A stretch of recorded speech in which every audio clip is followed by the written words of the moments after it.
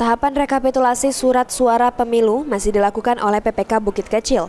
Terlihat sejumlah petugas PPK sedang melakukan proses perhitungan surat suara DPRD Provinsi. Sampai saat ini, PPK Bukit Kecil telah menyelesaikan perhitungan surat suara DPRD Provinsi. Namun rekapitulasi surat suara pemilu di PPK Bukit Kecil mengalami kendala pada saat hujan mengguyur. Muhammad Taslim, anggota PPK Divisi Hukum dan Pengawasan, mengatakan permasalahan yang dikhawatirkan saat ini adalah cuaca.